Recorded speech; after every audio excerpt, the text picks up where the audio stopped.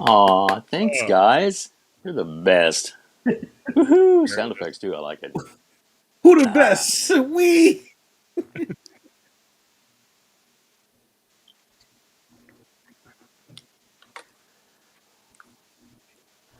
Well, we I appreciate him for appreciate being that, here. dude. Thank you for ushering in You season are two. most welcome. You guys are absolutely amazing, and Cork, man, I love you, man. Like a brother, you are awesome, my friend. So thank you so much for the invite. It's my pleasure to be here. What are you talking about? This is an honor for me.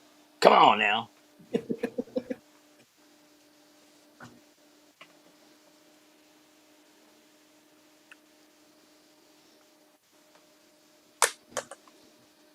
Can you be crude on this show? Okay, well, I've been playing with myself, and just kidding. And I got a really good Well, grip on that's a that given. joystick. Just kidding. Put your eye Real out, Mister. master. No. I've been playing a little bit of Doom. Been doing a lot of things at work to get to where I can be ready for our trip in. Well, what's it? Gosh, it's less than 2 weeks now. So I'm so excited for the live show and all that stuff, and of course getting to meet you in person and having you pick me up at the airport. It's gonna be awesome. Get to find out your expert driving skills in LA.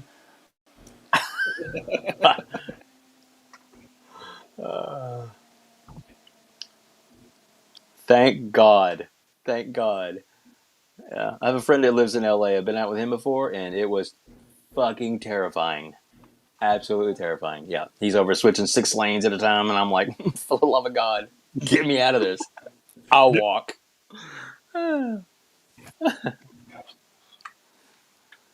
Sounds awesome, man. Oh, so I've actually gone through a few things. Wait, yeah. Um, I beat Doom: The Dark Ages, and I wanna. I'm not gonna really talk about that too much because that's one topic. So I'll talk about it when we get to it. So I beat Doom: The Dark Ages, and then before I stopped everything to play Doom, I was playing Mafia 3 because Conservations in a video game is cathartic. Um, I went back to it after I finished Doom, and then I also, because I was very close to the end, apparently finished Mafia 3. So I'm 2 for 2 this week, baby, finishing games. Um, I don't know what I'm moving on to next. There's so much coming up within like the next 2 weeks. I think that the next new game that I'm going to be playing is the Altars because I'm looking forward to that. It's going to be on Game Pass. I might either be jumping back into Pillars of Eternity 2 so I can finish it to get into Avowed, or jumping into Oblivion. I'm not sure yet. But that's what's coming in the future.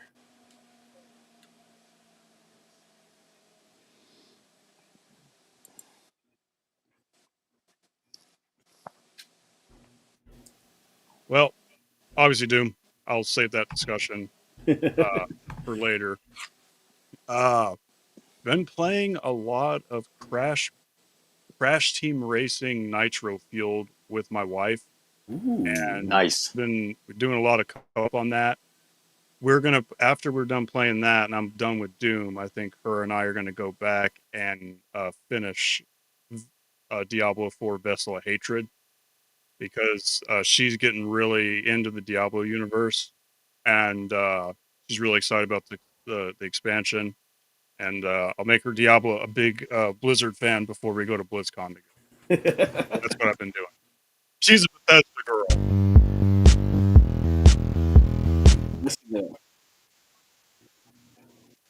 All over. Hey, welcome to the show, everybody. Yay. Welcome to the show.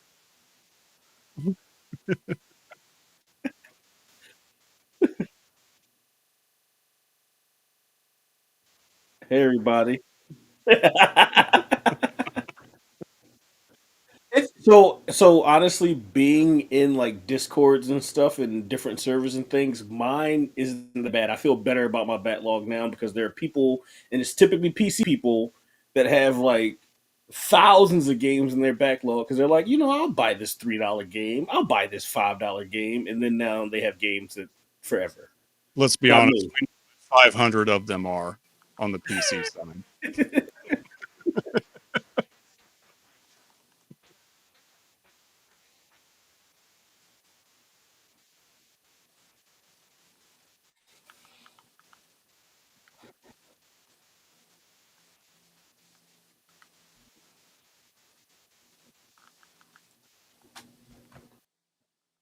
Mm-hmm. Mm-hmm.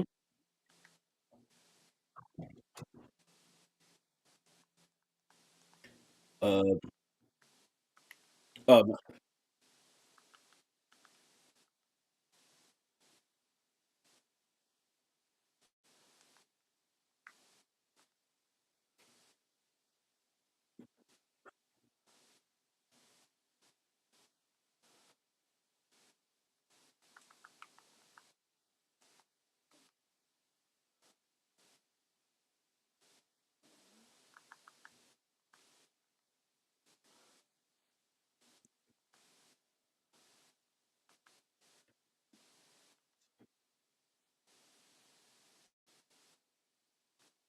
focus.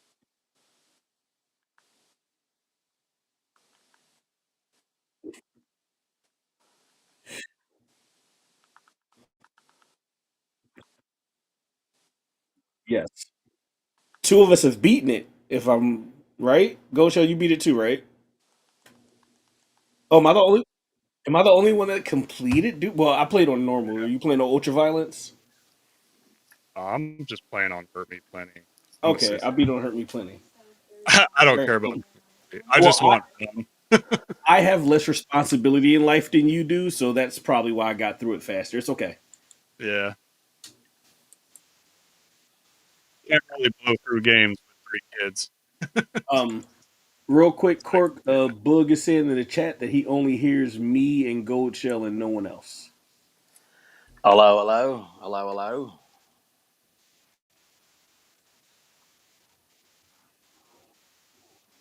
Hello, what about now? Can you hear him now, Boog, or no? 'Cause we Can you hear hear me each now? other, but you can only hear. You still can't. WebDave and Cork are talking. Can you hear them? Nobody listens to me, Cork. Nobody cares. I'm so hurt.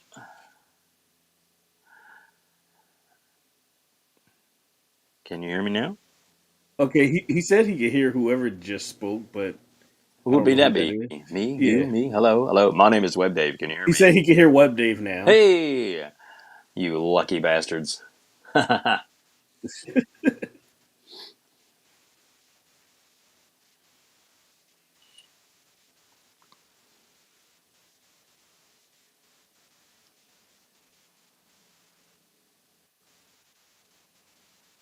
He says he just can't hear you now. Well, we can have a good show with Here's the that. three of us, not I'm you. just kidding. Yeah, we'll be fine without hearing Cork. That's all right. So anyway, I'm going to take over the show now, and I'm just kidding, Cork. I'm kidding. Fix your shit. No, it's It's cool. the curse of Evie Mux. Yeah, we had less issues when we were using OBS, or maybe we just stream straight from Discord. Like we'll just record we'll just talk in Discord and record it.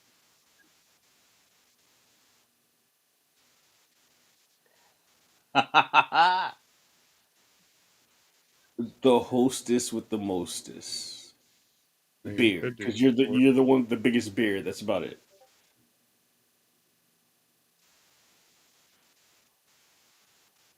Tag, you're it.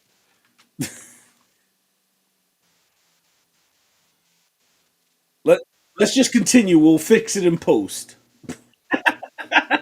Yeah, you just kind of make up conversation as you go along.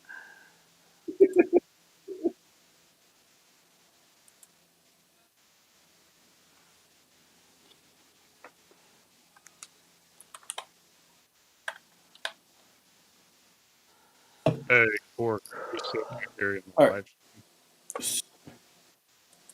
We still can't hear you on the live stream. that sucks.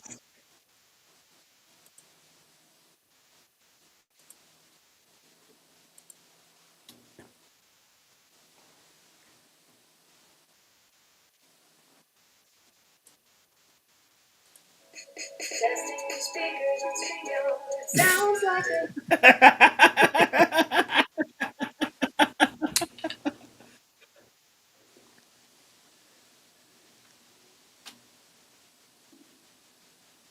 He's Book just said he hears a lot of static, and he's assuming that's from your end, Cork.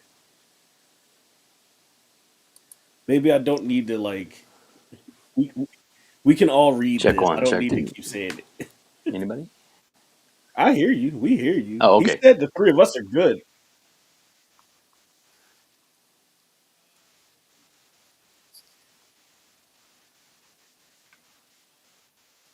Let's fix it up. All Okay. right. All right. All right. Doom. Q. Me. Go. All right. So I finished Doom: The Dark Ages. I got through all amazing 22 chapters. I very much enjoyed playing the game. I will say that I enjoyed the this remake trilogy of Doom. I enjoyed very much. I feel like if I'm gonna rate the games in order, I would say Eternal, Dark Ages, 16. Right, Dark Ages was great, but I still kind of give the edge to Eternal a little bit because I know a lot of people complain about like the how fast it is and how a lot of the platforming, but I feel like that's some of the stuff that I like the best about Doom Eternal because it like added more to it without making it feel like it didn't make sense. Like you're trying to get through all these different areas of the map, and some of the platforming was cool. And I liked having the difficult like arenas to play through. You hit like the secret gore nests and stuff like that. So with the new one, it feels a lot different, especially the speed of play. But even though I'm not zipping around and dashing and douching like I was in Doom Eternal, Douching. I could, All right. As long as you're clean. yeah, I want to make sure I heard that because I came in right when he said that. I was like, did he mean something else? Or I That'll teach just, you to leave your own show. yeah, I know, right? I couldn't think of anything else to say. Dashing, Yeah, douching is what more came to clean my shirt mind. is done. But Okay, so my He feels girlfriend gave me the thumbs cleansed. up. She can hear us. okay, Okay. okay, now he can hear you. Okay, and so like it's more of that. Like they explained it exactly what the game feels like in comparison to Eternal. Like I like the explanation of being like, oh, this is like a F-18 jet versus like an Abrams tank, and like yeah, you do feel like a tank. You're sitting there, you're taking it, you're doing the parries, you're throwing the shield, you're rocking with the melee attacks. It all felt great. And I feel like the level design for the game also was the closest to old school Doom that any of the newer trilogy games have been in the way that the levels were designed. And I really appreciated that. So overall, I really, really enjoyed playing the game. And I got all my achievements in because fuck yeah. So Q's review is douching it and taking it. So that's Like a man. right. Dave, how Oh. about you? You said you've been playing it. You have you finished the game yet? No, I have not. Okay. Unfortunately, I haven't had the time to luck to spend on it. I will hopefully try Yeah. and get to it tomorrow night. What chapter are you on, if you don't mind me asking? I couldn't fucking tell you. I think I'm on chapter 9. I just started chapter 9, so I'm I early think in the there's game. yeah, I think there's 22 chapters. I just want to make sure so if we do mention certain things, it's not like a big spoiler for you. And dude, you're not gonna spoil anything for me. Okay. I'm the guy whose kids cutscenes that my son and my daughter hate it. I'm playing Final Fantasy and I'm like, I don't need to hear this. And they're like, but the story's so good. I'm like, fuck story, let's go. I'm You sorry. are Nick from Xbox era. He I does was the just about same. to say that. He does the Well, I same don't think I'm thing. that bad. All right, pull out your I'm just console. kidding. Pull Love you, out your Nick. console wars. Pull out your console wars things and put them at the camera to say sorry to Xbox I era. can't. I can't. I can't have I'm on a phone right Because now. no. Q Oh and yeah, Court yeah. See, both have we got theirs. it. Oh, There okay. you go. There you go. Oh Yeah. yeah, yeah. So how are you liking it so far then? I love it. I think it's absolutely amazing. It's beautiful. I'm playing it on my my was it 29-inch OLED MSI that I picked up a couple of weeks ago, and you put it in widescreen. Although it doesn't have the true widescreen yet, hopefully they're gonna add that feature.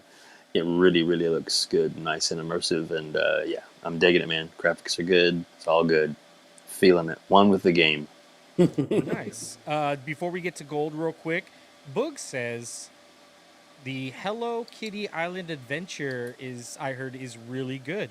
Meow, All right, good job, Boogs. meow, meow. Gold. How about yourself? What do you? Okay. I will probably buy Hello Kitty Island Adventure for my middle child. She loves Hello Kitty. So, you know Right. what? I'm For just, your middle child. hey, I got That 3 you kids. that you're living vicariously through. We understand. Yeah. Why not, man? I'm a kid. He gonna give Anyway, her the controller for a little bit, Was and it then he's gonna be like, you know what? Let me take it, and I'll get you through this level. It'll be my Do you need help with this kid? part? yeah. You need help with this? You know, I find it funny that South Park predicted that game. yep. Matt and Trey are geniuses. They predicted that game like 15 years ago now when they did the World of Warcraft episode. And Butters, he's like, Yep. I'm playing the Hello Kitty Island I Adventure. just gotta have to take one for the team. Yep. Nisa, welcome. Said it's really fun. Awesome. Hello Kitty? I mean, their picture is a cat. Oh, I'm sure they're talking about. Well, I mean, maybe Doom. But thank you for being here. Appreciate you. Yo. we appreciate you being here. Gold. What about you, Yes. bud? How are you liking it? It's dope, man. It's my favorite Doom by a long shot. There is one thing I have noticed too, especially with the music. I think Eternal's music's better in some aspects, but there's parts when you go into those more open zones where you start hearing a lot of those bass drums and kicking. Q, did you not get a little bit of Halo vibes with a Doom twist with some of the drums and how they were used in more of the open areas? So don't hate me, Here it but Okay. comes. Here it comes. I was playing Doom while I was playing Doom, but I was also watching like anime at the same time. So like I What? wasn't really paying attention to. Okay. Now, what kind of anime were you watching? That's the Um, question. I was just like rewatching some shows that I've watched before just to have them on in the Right. background. I'm just kidding. You Hentai? What did you say? What? No, everything was on Crunchyroll. Everything's above board. Oh, well, that changes everything. I'm just I kidding. I was playing Doom last night, had my headphones on, focusing on Doom, and then I had the Pacers game on my laptop here going, Nice. oh, I hit the 3, sweet. And anyway, uh They the actually music won. That was a was good game. yes it was. Go Pacers.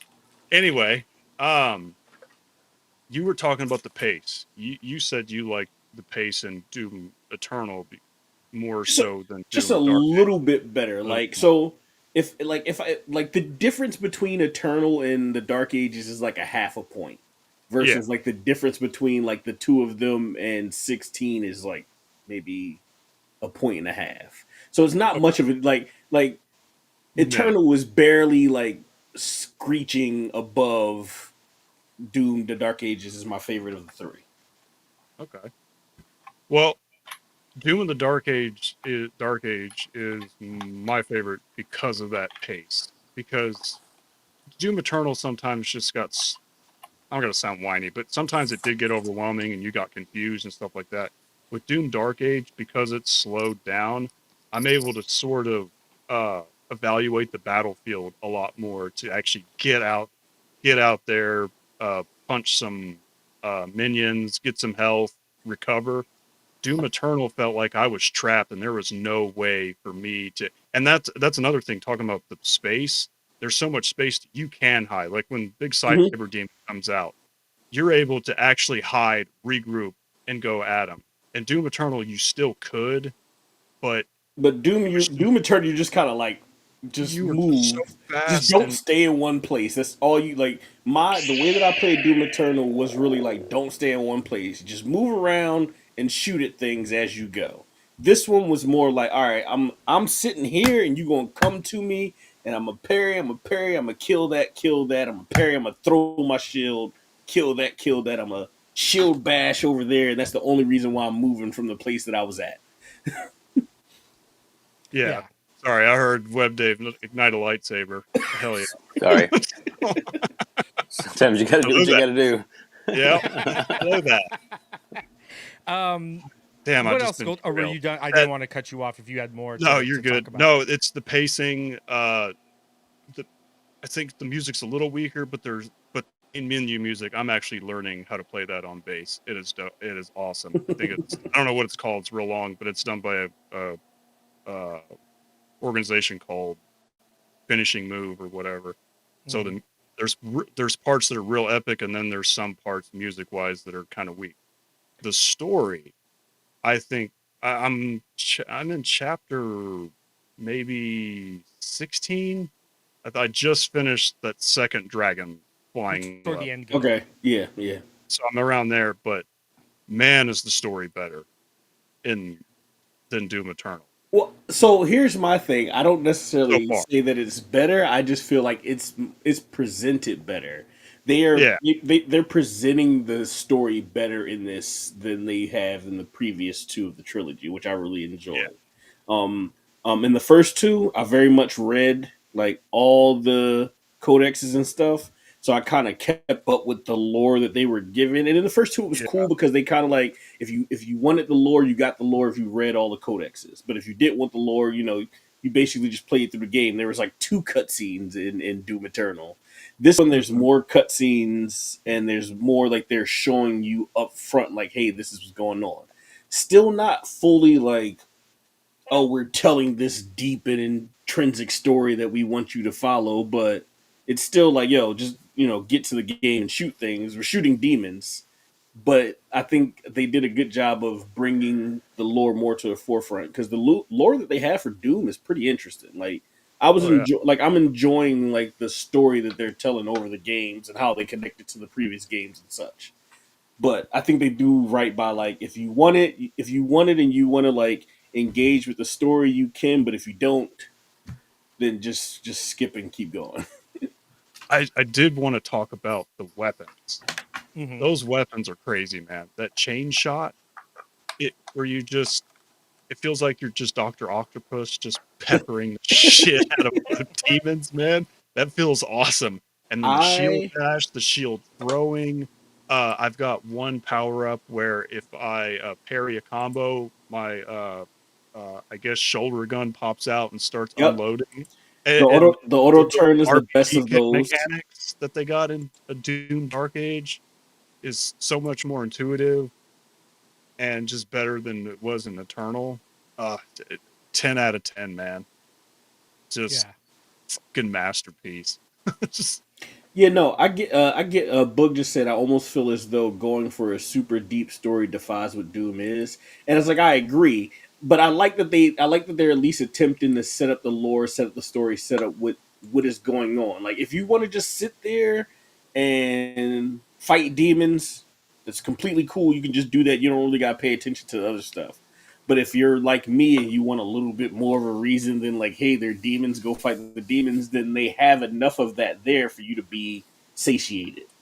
I absolutely agree with what Boog said.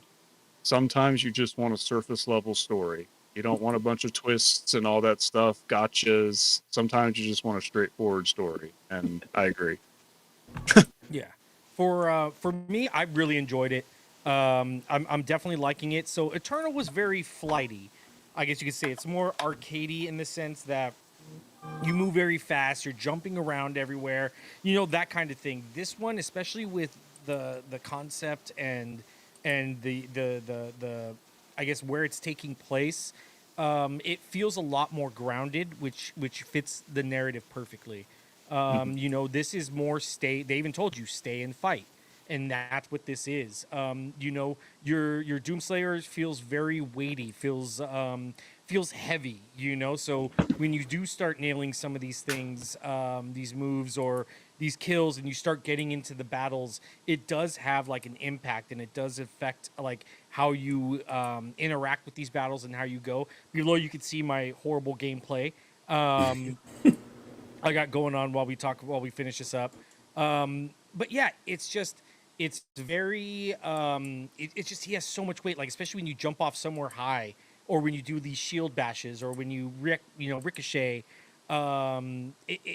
You just feel it, especially just this. And yeah, I'm digging it right now. I think the game has a good pacing at the beginning. And like I said, I haven't played through much. I'm on barely chapter 9 right here. I believe this is chapter 9. And so I'm liking what I'm playing. But I think the game does have a little bit of some issues with some of the mechanics and how it works. Um, do I think it's Game of the Year worthy? I'm gonna say no. I know I might piss off some people with that. Um, I don't, but I think it's a great game. Don't get me wrong. We'll go over our scores right now. We'll have everyone drop the score in the next few. But I think the games. I think I love the narrative. I'm with Q on this. I do like what they're doing with this. I do like how they're giving more of a story, more of integrating the player with the story and stuff like that. So I'm digging it. I'll start off first. If I had to give it a score, I'd give it probably an 8. I'd say an 8. Let's go to WebDave. What do you think, bud? If you had to score Doom so far, based on the small, about the time you've played, what would you score it at? 9 out of 10. Nice. Okay. Easy. Q. Solid 8.5. All right. So we have an 8, a 9, an 8.5, and Gold. Okay. I'm going to say this just so I don't sound like a fanboy. I absolutely hated the Doom Eternal DLC. I thought Really? they were How bad. dare you? I thought liked that the whole. got better reviewed than the How other one. dare you? I had sorry, Thank you. I had some issues with the Doom Eternal DLC. It Well, I sounds gotta like go. those I'm just kidding. those issues were skill based. You had some Oh, skill ow, issues there. hurts. So Whatever. User mean. error. Whatever. Tag, you're it. I will say one thing to kind of what dropped my score too. I was hoping the executions in this game would be a lot better. They're very anticlimactic, if I have to say. Like, so you get the guy. Like, I was so stoked when I first started playing. I was like, I got him in that stun mode. I saw, I was playing on PC. It said E, and I was like, this is gonna be awesome. I'm about to tear this dude up. And then he was just like, bonk, and I was just like punched him, and I was like, that's it, like, or kicked him or But you something. I know was what? like, To be fair to them, apparently in Doom Eternal, a lot of people can some of us love the glory kills, but a lot of people complained about the glory kills taking them out of the action of the game, and that's why they dumbed them down a little bit in this one. I could see that, but that's stupid. But Tell us hey, how you really feel. when you're trying to make the game that people want, and a bunch of people are telling you I don't like this thing even though it's cool, say all right, well we'll take it out, and then other people go like, well that thing was cool. Il Ray Tito, Corkenstein, WEBDAVE. Hello, everyone. Well, hello to you. Good to see you here. Hello, We're hello. in our comments. We How's it have going? And we see Elijah Valizi's in there Vasquez. too. Yeah. Said hey. How's it going? Also as well, Gold, Token, Cork, Dave. Good to see you all. Dude, good to see you, bud. Haven't talked Hey, to you in a good how's it good going? while. But yeah, I want to say I don't know. Like, this is Doom. It's always been brutal with Doom. It'd be like Mortal Kombat. Like, it's like finish him, and you like walk up and you're just like punch, and people want to see that brutality, and especially like this is the perfect setting, the Dark Ages, where everything was brutal back then. It was so like basic instinct, just just at its core. Wait a minute, Basic Instinct. I was like, you know what? Shannon I Stone? think Dave would probably be Jesus the only one Christ. that knows that movie. No, I know that reference movie too. I was with about Sharon We to, all Stone and Yeah. that Michael movie. Douglas. and, Come yeah. on. I was about to say, Mhm. what do we talk? We talk about Doom, or we talk about leg switching? Mhm. Some of the kids here in the chat are probably going to be like, zoom, zoom. Talk about Hello Kitty. Sorry. Hello, yeah. What? Brrr for me, will you? Anyway, sorry. Yeah, dude, that's so great. But yeah, like just how the game. I don't know.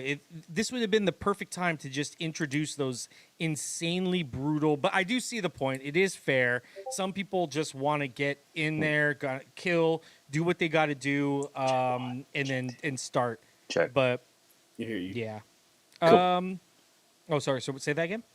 I was testing my PC in the background. Sorry. Oh, no, no problem. I know the scene Q is referring to. What scene was that? Just so. For Basic Instinct when Oh, yeah, yeah, late yeah. crossing. Yeah. Boogs, you are too young for that movie, sir. How do you think he got through puberty? Sharon Stone. All right. But yeah, so we got for me, like I said, an 8. Dave, you gave it a 9. Q, you gave it an 8.5. Gold, did you? I don't think you gave it a score. Did you No, give it a We score? didn't. No, we didn't get there. yeah, I just wanted to preface why this is my score, and not to just say I'm a fanboy. The first DLC for Eternal was okay. The second DLC I absolutely despised. So I'm not gonna just love anything id feeds at me, but I'm gonna give Doom Dark Age a 10 out of 10. 10 out of 10. Yes, All right. and That I is. when earlier you were talking about, dude, I find it way more brutal than Eternal or even 16. Like even those the little nuances they have where you jump off a cliff and when you land, you feel like you superhero land and your controller shakes and Yeah. you know I actually bought Dolby Atmos for my headphones for it, dude. So and the spatial audio is crazy. If you haven't played it at Dolby Atmos, replay it with it because it'll make a lot of those things that maybe you thought weren't as brutal way more brutal, just on the sounds. So yeah, 10 out of 10. I absolutely adore this game. Sorry, I just saw Q's message in Discord right now, and that I just started laughing. Boogs, you're number 1 again, bud. Just saying. Or no, was it Jaker Nova? Or no? Yeah, Jacob. No. Yeah. What is Inside happening? humor going on behind It's the inside scenes, real quick. baseball. He just said, "Gold, you're second best, Jake again," because of his Doom comments. But that's Doom. Like I said, it's such an iconic IP. I'm really glad we got a new one. It's on Game Pass. If you haven't tried it and you don't have a backlog as big as myself's and Q's, He didn't want to brag, but it's pretty give big, it a right? try. Give it a try. As far as new information Hey, you know what? goes, At least my bad what's up? opinions make it me trolling and get us clicks. Who knows? Hey, there you go, right? That's the And, spirit. yeah, That's you know, the spirit. gold cast guy. Let's let's move on to there was some recent controversy, and rightfully so. This guy has, if you know who Randy Pitchford is, you know that there's been controversy surrounding him for a while. He recently came out with a tweet. Just kind of out of the blue. Not out of the blue. There's been very heavy conversation talking about, $80 price tag games. And somebody tweeted him saying, please don't make it $80. There was a little bit more to it on that. But his response is what set everybody off. So before we go into this and we go around the horn and talk to everybody, I'll read off the first tweet. There is a second tweet that he did say, and I just want to make sure that. Whoops! Actually, I do not have gold on this, so let me just add him. Whoop! There we go. I do want to just read this so everybody's on the same page. There is a second tweet that he did come out and kind of clarify. I mean, I guess clarify, or you can't really see it right now, but apologize. There's quotation marks there with it. So I'll start off with this. The first person kind of went off. Let me see real quick. Let me get what they actually said. I didn't think that far ahead when I decided to do this. I lost the context on it for it. But this was for when Randy shared on May 13th. It was the Switch 2 or Switch. They said that Gearbox is going to be doing Borderlands 4. They said Randy said I'm so very excited for Nintendo Switch 2, and I'm even more excited to bring Borderlands 4 to this incredible magical machine. There is somebody that replied, Randy, this game better not be $80. Don't take that risk. A lot of gamers aren't going to pay $80 and feed this notion of constant increase of the price tag.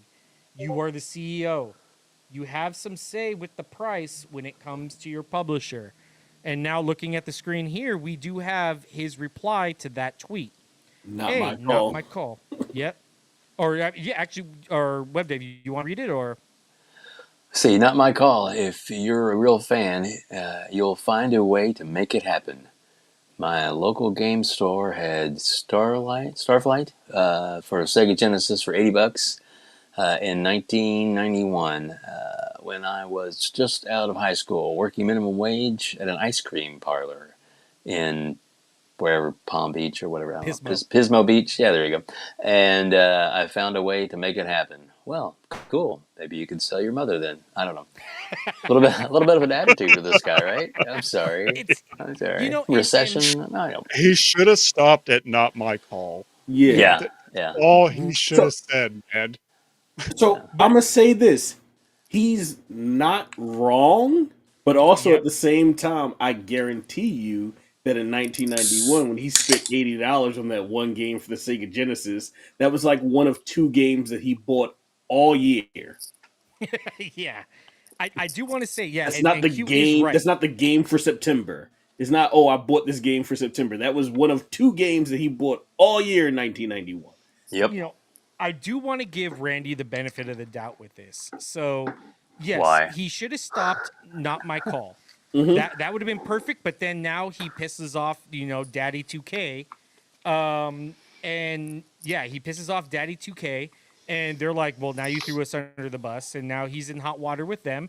Granted, CEO, highly praised IP, he could probably take that heat, but he didn't. And two, he like Q said, he is right. This isn't his call. Again, Daddy 2K. We know what 2K does. $120, like I said, when Nintendo and Microsoft made their announcement, PlayStation will make this announcement later. About $80 games, Ubisoft and 2K were like, where's that meme? Like, first time, with James Franco, because they're notorious for that kind of practice. But what really set people off is the pretentiousness of this Oh yeah. tweet, This and Pitchford. this is where he royally screwed up. And he said, when you're a real fan, that's such a slap in the face. So we're going to go around the horn. Gold, go ahead and we'll start off. We'll go reverse order this time. Let's start off. What do you think about this tweet? And Like I and said, is this something you would buy if let's say later on they came out and they said, hey, this is going to be $80. Are you going to buy Borderlands? I don't know, man. I really don't. This was so tone deaf. Like I said, he should have just said not my call, and it, and they would have. Everyone would have just. He could have just passed the blame, but indirectly to 2K. But then he dug in with some childhood experience. That's great, man. The economy was different then too, dude. So everything's different.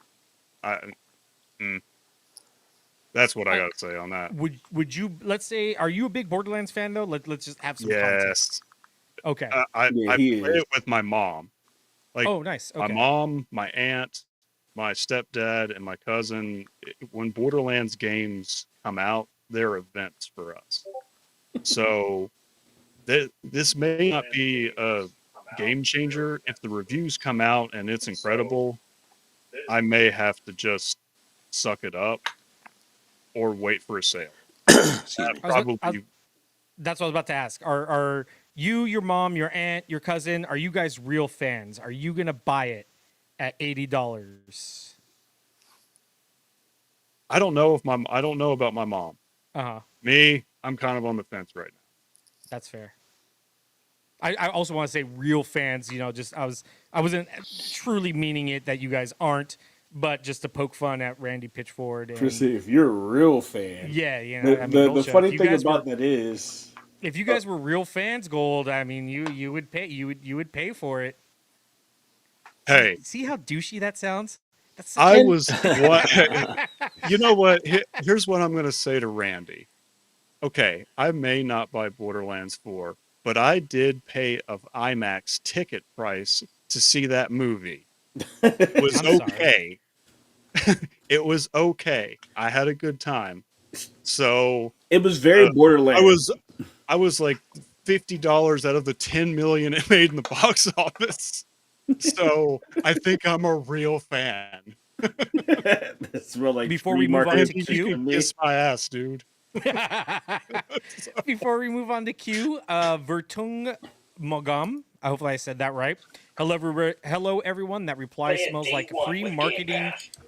Yeah. Nice. Day one with Game Pass. That's right, buddy. That reply smells like free marketing push to me. Put It it is. in I the mean, atmosphere.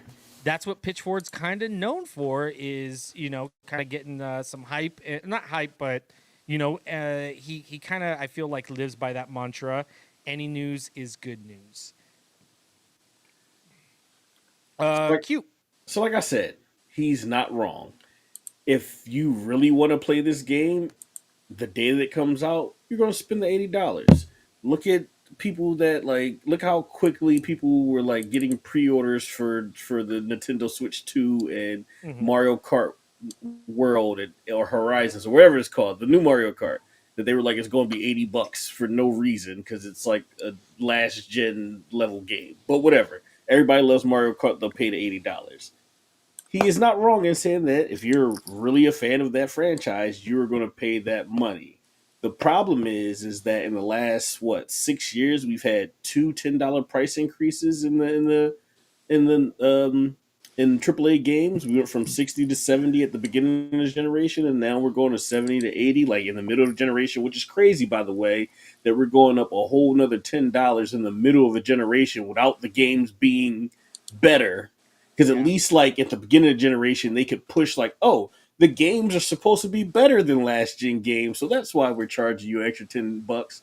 In the middle of the generation, nah, son, like you can't get away with being like, oh, these games are better because the games that you're putting out aren't even using the boxes, the consoles, the hardware the way that they should be used, and we're still getting kind of like last gen games with better graphics and a little bit higher frame rate, which isn't a problem. I love last gen games, fine, but the price going up, they're gonna push themselves to a point where, hey, guess what? A lot of people aren't real fans of your franchises when they got to pay $90, $100 for a game.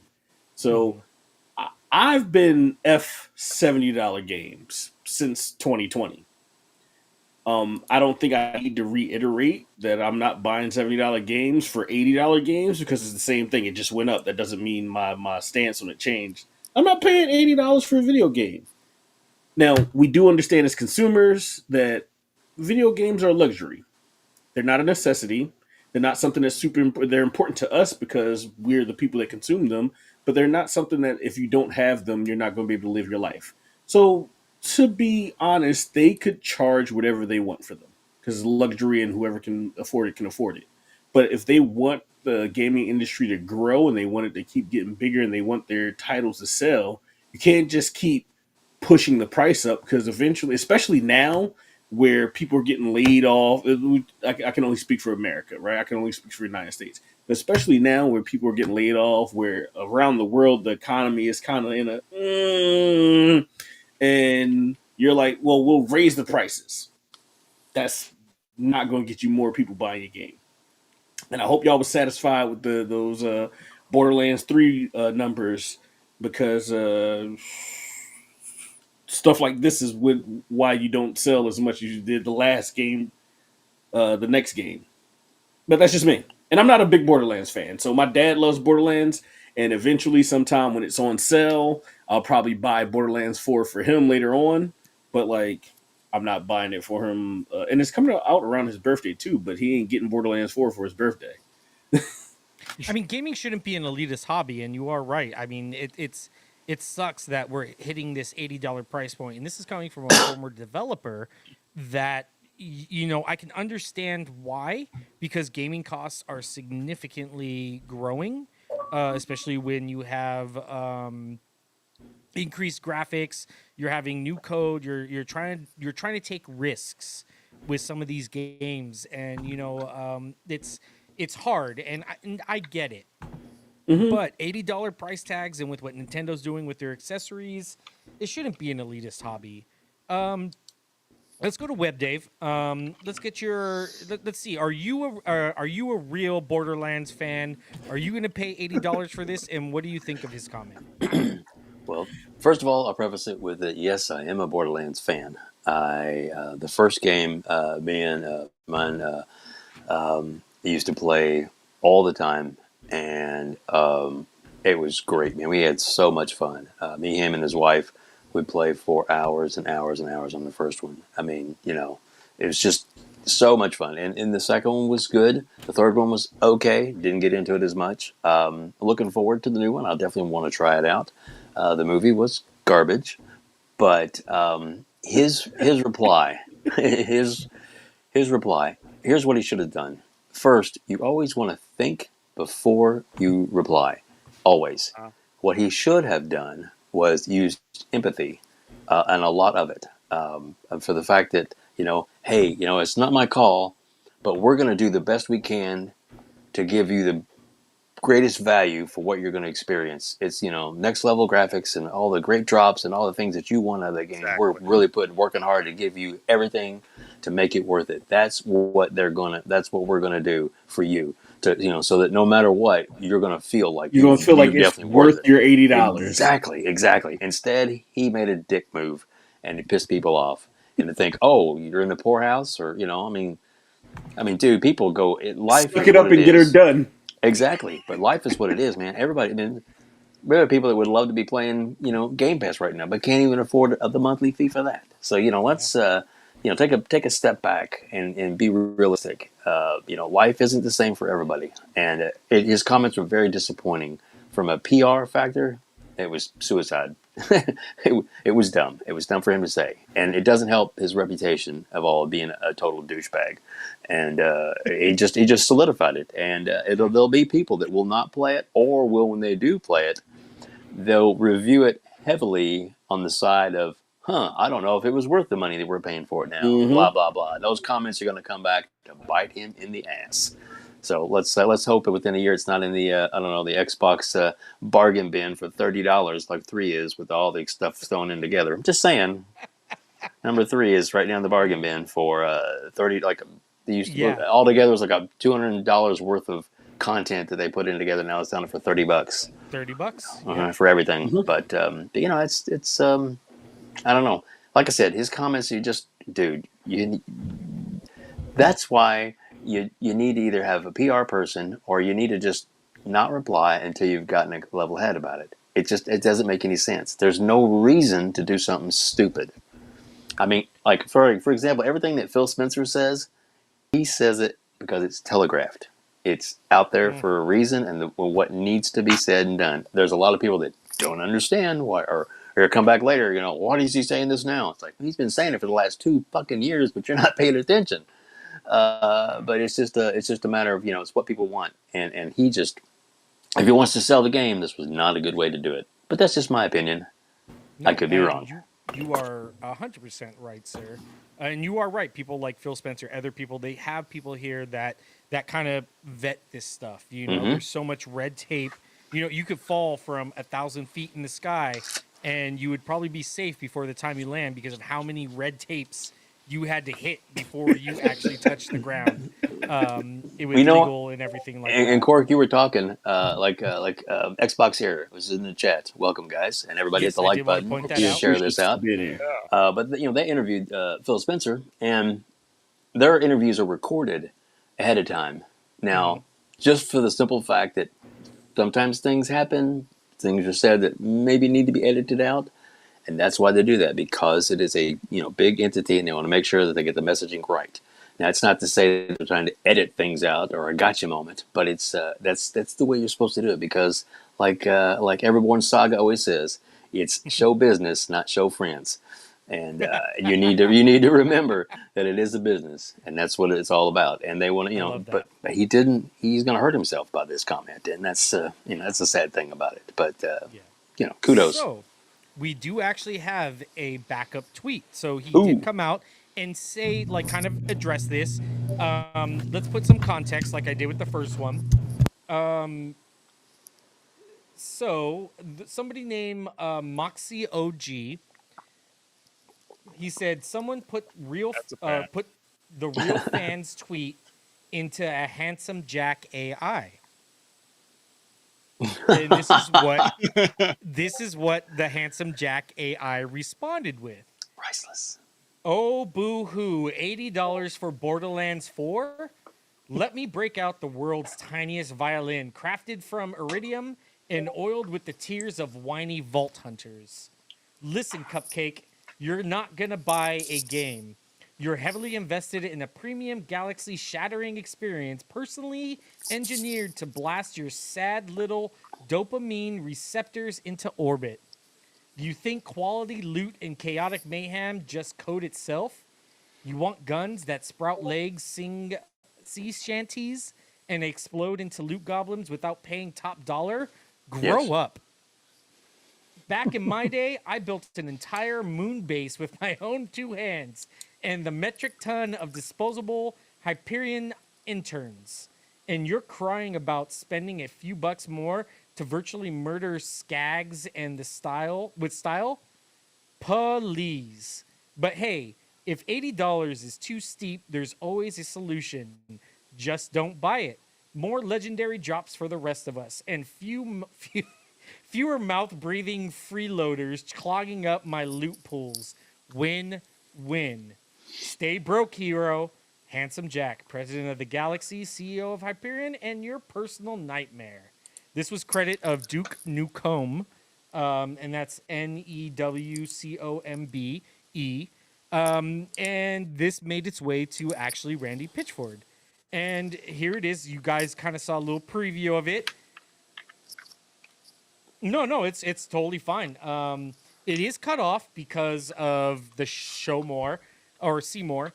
Hey, or from Randy, this is what he put. Boy howdy, Jack GPT. Is that how I sound? My bad. Cheers to Duke Nukem and Moxie OG for the funniest thing I'm gonna read today. In seriousness though, nobody likes to be taken for granted, and it's not my intent. I'm humbled by the love and support everyone has shown the team as we push hard to get this amazing game in your hands. They're crushing it, and I can't wait for everyone to play what's going to be the best Borderlands ever. Regardless of where the price lands, it's going to be worth it and then some. Back to work for me. So, let's go around the horn. We'll start off with Gold again. With this reply in mind, how does this change your view on what he said? Do you think this is, I don't know, do you think this is Take Two kind of being like, listen, dude, hey, you shit the bed. Go out there and say something, or like read this, or I don't know. What do you think? Do you think this is damage control, or do you think this is something he genuinely means? And then we'll, if you can, pass it on to Q. There are, the initial comment was still out of touch. So, and then he backtracks. Wasn't the best backtrack either. But that's why I'm still on the fence.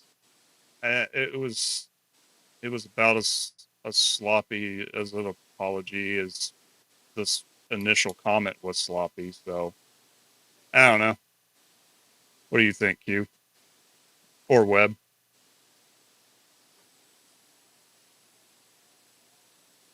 Hello.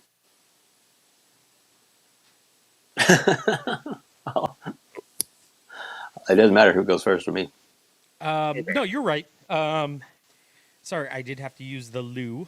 No, What a you real are pisser, right, man. Go Gold. It is. It's kind of like I said. This was it's not an apology. I It's was not. talking and I was muted. I meant to say I was telling Webb to go Oh, ahead, but I was muted. God damn it, Q! You have one job, one Hey, job. hey! I got most of that job done. Webb, go I do ahead. want to say though, just to kind of just base off what Gold said. No, he is. It's half-assed. It's just half-assed all around. Like this is like I guess maybe something to be like. Yeah, I guess I don't know. It seems so backhanded. Like he doesn't really address the real fans part. I don't know. It's just so backhanded. It's like if your girl, like you tell your girlfriend, like, I don't care what my friends say about you, babe. I love you. It's like that's so backhanded. And that's what I kind of feel like with this thing. It's just it's like he doesn't really address anything. He just kind of weaves everything around it. And it looks horrible for him too because like I said, they're crushing it, and I can't wait for everyone to play what is going to be the best Borderlands ever, regardless of where the price lands. Okay, so I mean, it's going to be $80. He already said this is not his call. Yeah. He already said it's not his call, and then basically he didn't answer. Yes, it's going to be $80, but he was like, "You can, if real fans will make it happen." So saying that means like it's not going to be less than that because you would just be like, we haven't hit the price point yet, and it might not be there. Like he could have said that we it's Yeah, not there. Like it's not if it's not $80, he could have just been like it's not there. But if real fans will make it happen. I feel like in this instance, and just like every other instance, you know what? People that can't afford things don't like being reminded that they can't afford things. Amen. Or like when we're having the discussion, when we're sitting there and we're like, because hey, even if you can afford stuff, you're still sitting there like, is it worth me buying? Like, so many games come out every year, every month at this point. We get dozens of games that come out each month. And each month, you can't buy every single game that you have an interest in. So we're constantly, as gamers, looking at these games and we're like, well, I'll buy this instead of this. I'll buy this instead of this. I'll get that. And then next time I'll get this, etc. So, this looks interesting to me, but it's not worth the full price right now. Let me get it when it's on sale. Unless you just got it like that and you can just buy whatever you want whenever you want to, most of us are like being very discerning about what games we play and buy. And it's just telling somebody that, oh, well, if you can't afford it, then like tough shit. Because that's basically what his comment is. His comment is if you can't afford it, only the people that can afford it will afford it. And if you I can't only afford it, care tough about shit. you if you pay $80. So yeah. it's like, and like to be honest, most people don't buy games when they first come out anyway. Like games have a long tail. You know what's going to happen with you, Randy, and Borderlands 4?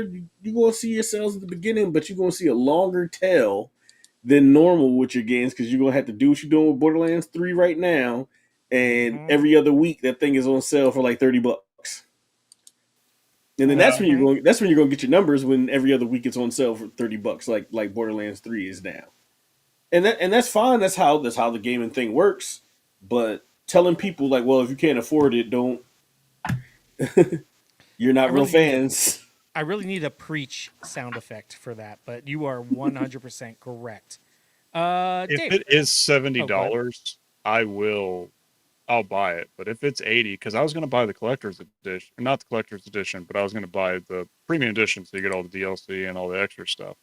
But if the The base ultimate, game is well, 80, Ultimate Edition, if the base game's 80, I can only imagine what the Ultimate Edition is going to be. Like $145. it's going to be easy Ooh. 120 plus. Oh, So 2K and Ubisoft, like I said earlier, it's like, oh, first time. They're notorious for this stuff. Like yeah. Star Wars Outlaws was 120, and that's a way bigger IP than Borderlands 4. Granted it's Mm-hmm. Ubisoft, but still, they do stuff for WWE. They do stuff Yeah. for NBA, and their shit is 120 something. Mm-hmm. Uh, I'd be Dave, willing to pay $100 for Ultimate Edition. that's your max. You know what? That would be. After we get Dave's, we'll go around the horn and we'll see what you would pay for Borderlands. And chat, go ahead and think about this. Get in on it. Let us know in the comments, and then I'll highlight it. What would you pay for Borderlands Standard Edition? That just basically out the gate what would you pay for Borderlands at its basic version of it? We'll do that after we get WebDave's opinion on this Sorry about that. secondary Randy Pitchford comment. He should have stopped while he was ahead. He really should have just shut the fuck up and let it ride at that point. But yeah, or his comment definitely, he didn't. He doubled down and didn't show empathy again. Read the room is basically what you need to do. Surely to God, there's somebody monitoring his account, letting him know that's not a good idea, dude. You should not do that. But obviously, he has no filter, and we'll see. I think he's going to end up reaping what he sows. And Don't remind people they're broke. yeah, exactly. That's not a good thing. It's not a good thing. And I'll go ahead and jump in first on so you can go back the other way. What I would pay, the price of a regular game now, $59.99, $60. That's what I would pay. I don't think I would pay any more than that for this game. But look at it in a year when they're desperate and it's in Game Pass. Just saying. I knew this was going. I knew that was going to take that turn. I was waiting for it. I do want to read one thing from Bugs. Just to kind of touch on this. I wasn't going to buy Borderlands 4 anyways, so Randy Pitchford being Randy Pitchford doesn't affect me. Being a douche is just par for the course for him. Amen. Very true words. Q. He does magic though. Yeah. I got $5. You do $5. $5. I got $5. That's what you would pay for Borderlands 4 day one release. $5. $5. The Loch Ness Monster says $3.50. Woo, Nelly. God damn it, woman. That's why he keeps coming back. He tricked me. But no, I'm already not like I played the first one and then just kind of I'm not a looter shooter guy. Like if I'm playing with friends or something, whatever, I'll jump on. But I'm not a looter shooter guy. And like the loop, the mechanics, the thing that keeps bringing people back into Borderlands just isn't the thing that keeps me invested in games. It's actually like when it comes to looter shooters, I feel like they took the most tedious part of RPGs and made it into like the main mechanic for games. So like they just don't they don't fit my play style. So yeah, $5, and I might maybe more because I know my dad's a fan and I would buy it for him. So if I'm buying it for my dad as a gift, $30, but for me, $5. All right. Gold. Borderlands 4 just released. It's day one onto the platform you want to play it on. What would be your price tag? Or what would you be willing to pay for it day one? 70. 70. Not 80. 70. Not I 80. think I'm being quite fair. All right. No, that is quite fair. Like I said earlier, we just got $10 increase in games a couple years ago. Got him, man. We just jumped to $70 games, and they're already like, marinate for a bit before you yeah. right into the 80. They already like, oh, so because once Nintendo did it, Nintendo said, oh, we're coming out with a new console, so we're gonna hike up the price. And I like, just real quick too, I want to say it's funny because after Microsoft made their announcement about having let it simmer a bit. let it simmer a bit, yeah. I also find it funny that like since Microsoft did their like tariff price announcement thing, that all of a sudden people forgot that Nintendo was the first like platform holder to be like, yo, we're going to charge you $80 for games. Because I've seen plenty of articles being like, now that Microsoft is trying to lead the way in $80 games, is like, really? Y'all forgot about the Nintendo Direct when we got like one of the $80 games is just a remaster. We forgot about that. Sidetrack. I'm sorry. No, that's fair. Let's read before I give my price tag. Bugs, loyal friend of the show, says $10.22. And that would actually be my max. That would be his max. Is $10.22. Just a follow-up reply. Yeah. He had to make sure that everybody knew That was his maximum right there. Was $10.22. $10.22. I'm probably gonna say 70. I'm a big Borderlands fan. I do love I love the gameplay. I've had numerous great interactions with friends. I've done multiplayer with it. If it came out at $60 or $70, easy. If they did their normal 2K kind of thing with Ultimate, I'm not gonna lie, I'd probably buy the Ultimate at 120. But Yeah. if it I was can't just donate base, plasma anymore, so I can't afford an $80, yeah. $145 If it was just $80 game. though for price, like, and I'm thinking, then don't get it twisted. I'm gonna see people already. Oh well, It it's just just falls off. $10, more. No, Weakness. this is $70 with taxed. This is $70 tax. Like that's the max I would go for. Weakness. Ultimate. I would probably buy the Ultimate for the usual price of 120. It depends what it has though. If it has all the DLC or not all the DLC, but at least the first couple of DLCs, some early access, things like that, it would have to make sense. Oh, you're But talking if about collector's edition, not an ultimate edition, right? well, Ultimate's usually 120. Collectors, those goes for like 250. Oh, At least recently, like look at is Doom. that? Wasn't the last one for 3 like a big box that was like damn near $300? No, The collector's edition. I got the It came ultimate like with the edition. vault and stuff. Well, the Tiny Tina one that I got when that came out was 99. Ultimate edition. Maybe.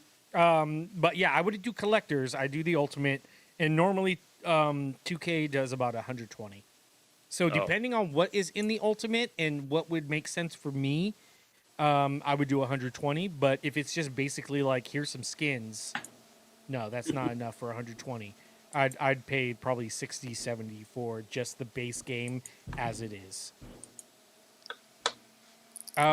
Speaking of which, so yeah, let's go from new games to old games. And what I mean by that is we have some retro classics that just came out on Xbox, totally out of the blue. Kind of like that Ant Stream. Have you guys ever seen Ant Stream? Yeah, they take these classic games. It's almost like an emulator, but it's not an emulator. Well, it's not in the emulator that you think it is, where you have to kind of jailbreak your Xbox or whatever it is to get these games to play. There is the retro classics that did just come out. It has 50 plus games. I did want to just kind of go around the horn, and then we'll get to Gold's topic where he wants to talk about the PAC-MAN 45th anniversary. Yeah, let's kind of go around. I'll start off. I'm absolutely loving these. I grew up on a lot of these games, like Willie Beamish, like all the point and clicks from Sierra that are on there. I am playing because these are something I grew up on. This was like not really my first foray into gaming, but it was a heavy part of me gaming early on in my childhood. So you have Space Quest, Roger you have King's Wilco. Quest, you have Roger Wilco, you have yeah. Sierra Police Quest, you have Willie Beamish. These are the games that I've been playing, and I've been absolutely loving them. Let's go back. We'll start with Gold again. Hey, bud, what have you been playing, if anything at all, from these retro classics? I messed around with River Raid. Mm-hmm. That one was cool. It felt like Galaga. Yes, I've been. That's how I pronounce it.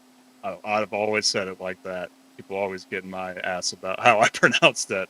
Galaga. I call it Galaga. Anyway, so I like it. yeah, it still makes sense. Anyways, I was just doing a lot of the. I didn't go too much into it. I just did River Raid and River Raid 2, and then I played a little bit of Quest for Glory. Went to try that one out. But yeah, I grew up with those Sierra point and clicks too, man. Like Blizzard and Sierra and Microsoft with like Age of Empires and stuff. They were my PC nostalgia. So it's crazy to think that that's all under the same umbrella. Nice. Q, what about you? Have you tried? Well, I know you got your backlog. Have you tried any of these retro classics yet, or have you dabbled into it? If you haven't, what what would be your kind of interest in trying these? Are there anything there that maybe you have seen that you're like, hey, I kind of grew up on these. I want to give them a shot. So the only game that was in that whole entire collection that I knew was Pitfall. Oh, nice. So I gave Pitfall a go and then died pretty quickly. And then I was just like, you know what? This is why I don't like playing old games. I got 3 achievements. There you go. In That's all you the, need. I got 3 out of 13 achievements, and I was just like, all right, I think I had enough retro classics. I got too, I got too many games with actual graphics and not pixels to play. But like, I can see, I definitely 100% see the relevance for it, and I see like why people like it. I didn't grow up with a lot of these games because I didn't play on PC. I didn't have like an Atari. A lot of these games are like Atari games and PC games, and I had neither of those. So, Hey, um, you don't play games on a CRT TV. You are Yeah. not a real gamer. Just oh remember no, that. like me jumping into a game and happened in the NES era. Like my first console was the NES, and then went to Sega and stuff like that. So I didn't play like the Atari or the Intellivision. I know of them. Never had one. Never owned one. Never played one until like years later, where people was like, "Oh yeah, this came out before the consoles that you played." Um, so I'm actually I opened it up and I'm like looking through the games right now, and I think like I saw that the first two Mech Warriors were on here. So I was Hmm. like after play I just like I said I just recently last month finished Mech Warrior 5 Clans. So I was like, "Oh, let me see I haven't played it yet, but I'm like, "Oh, let me see what the old version of this looked like." But when they showed like the little like clip the demo of what it looked like, I was like, "Oh, um yeah, never mind." Dave, what about you? Have you tried the retro classics, and were there Yep. anything that you saw that you might have wanted to jump back into, or kind of gave you some Yes. nostalgia in the feels? Yes, most definitely. Yes, played it, downloaded it, played it, and I'm now my console has been stolen by my wife. And I wish I was kidding. Her favorite Atari game, because she used to have an Atari as well. She's older like me, not as old as me, but so her favorite Atari game ever was Kaboom, and it's on there. And once I showed it to her, she played for an hour and a half straight. I mean, it's really simplistic game, but she's like she loved it because she used to play that when she was a kid all the time. So yeah, yes, very very popular in my house, and hopefully I'll get that system back. Luckily, I have more than one Xbox in the house. Thank God. But yeah, no, it's great, and this and came out of nowhere. And think, man, take a step back and think of all the stuff that we've got announced that's come out, that's coming into Game Pass, and we're not even at the showcase yet, dude. Can you Oh, fucking imagine what is going to be at the showcase if they're throwing all this at us now, dude? Dude, it's they say it's going to be the best ever. Well, lots of rumors that it's going to be big, bigger than last year, and last year had fucking last year Gears of was War. rocking. Yeah, and it's going to be bigger and better. Holy shit! I'm excited. I'm excited. So yeah, I'm playing it. I'm loving it, and that it was just thrown in, amazing. And they're going to add more games to it. It's 50 for now, and they said up Hmm. to 100 over the next couple of months. So bring it on. There we go. I And then can't I wait. feel like if they're working with AntStream to do like Mm-hmm. these emulation streams too, and I know right now we're looking at the retro games for previous things, but I don't see how it would be too much of an issue to do that for like not obviously not like last gen games or anything like that, but like games that are a little bit older, like OG Xbox or like some 360 games that can't make it to like being put on a console for them to emulate those games in that way through like the streaming service like they're doing with these retro classics. So I'd like to see like where this partnership kind of goes and continues on from there. Like what more games are we getting after this? Oh no, definitely. I did see that they did have some the Super Star Wars, I think, was on there, or they showed like the Super Star Wars things. I can't wait to play some of those games. Um, I Hey, thanks, really do think Misa. there's a lot of great stuff, and it's weird because if you've ever played Antstream, I got the lifetime account when it first came out because I knew this was going to blow up, it was going to be huge. But the UI is like eerie similar. I don't know if you guys noticed that. It's very similar to Antstream. Mm-hmm. Well, isn't it? It's through them. Yes, it is. Oh, it is? Okay. I Mm-hmm. didn't know if it was actually through them or not, or if they were going to just end their service or kind of what. I just saw that they came out and I instantly downloaded it. Just because, like I said, retro, I grew up on classic games, Commodore 64. That kind of, yes, I mean, you can't really see it until I move over and then you start seeing some of this white here. But yeah, Commodore 64, playing Rampage, playing the old Alien game. Look at okay, Gold's showing off him. Q uses hair club for men. Dave has his camera off, so uh, I have we're no good hair, here. so But I use this inboard medication called melanin, sir. That's oh, what's keeping me dark and fresh and sexy. sexy all day. what? It's Um, not Blue Chew. Oh, I keep using the wrong thing.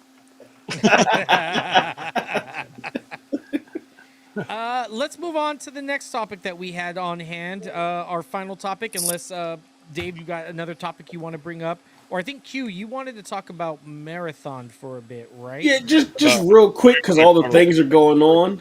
There was some major developments today. I don't know if you saw. No, what happened? Um, yeah, there's some Tell me pretty. more. Yeah, oh, there So is some. Oh, Pac-Man. yeah, Sorry, just hold on. Okay, real. I completely forgot. Let's give Gold his bars. We will go to Pac-Man, and then while he does that, I'll pull up the new development for Marathon. Gold, There you the go. floor is yours. All right, so well, I'll put a link in the description. But I did, did a video for a food video for Pac-Man. I'll link it in the description. Krispy Kreme and Pac-Man did a collaboration, and the donuts were really good. So check out the video. I did a couple cool things for it. So there you go. Wait, you gotta have some Pac-Man. I got Yoshi. You don't have Baka, Waka baka. Waka Waka. Not handy, no. Damn. I'm sorry. Anyway, so uh, been playing Pac-Man as long as I can remember. There's when my wife goes out, my wife and I go out to a bar or something. There's a place called High Score Saloon. You get quarters or you get tokens, play Pac-Man, drink a little. I've been there. Guitar Hero. Yeah. So you know exactly what I'm talking about. Yeah. So good times, man. So I'm an old school Pac-Man guy. I've been recently playing a lot of Pac-Man Mega Tunnel Chomp Champ. Yeah, that's a Nice. mouthful to say. Got like I'm in like 19 hours in. I've got a Wow. 95% win rate in ranked. Dude, I'm I fancy myself a pretty good traditional Pac-Man player. And then this new Shadow Labyrinth game that's coming out for $30. It's Oh basically a yeah. Metroidvania Pac-Man. Mm-hmm. They recently came out with something where they showed off some of the mazes, so you're gonna get some old school Pac-Man. But they had some stuff in there that made it look like they're gonna turn Pac-Man into Angry Birds, and I love Angry Birds, Hell so yes. I am buying that game for sure. thirty Ditto. dollars, take my yeah, money.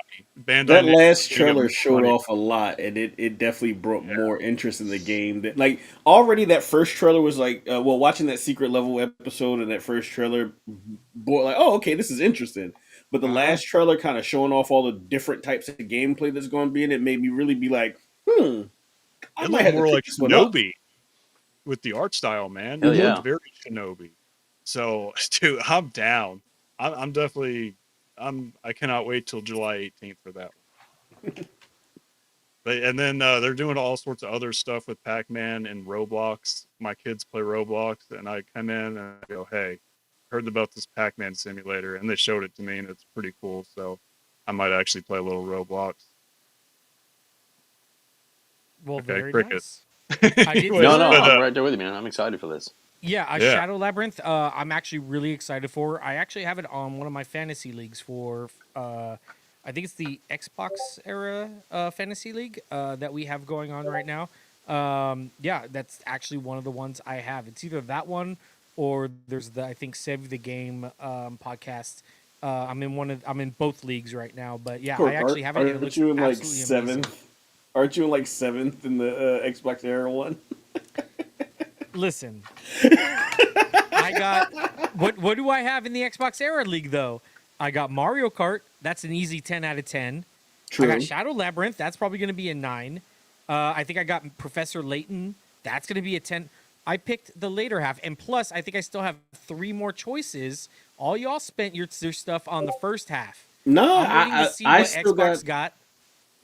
I still got like 3 more spots left, and I specifically saved those spots for the rest of the year. That's what I did. I did start off strong in the beginning, but now I'm kind of just like letting it slide about. I'm not. Yeah. I just put some money up for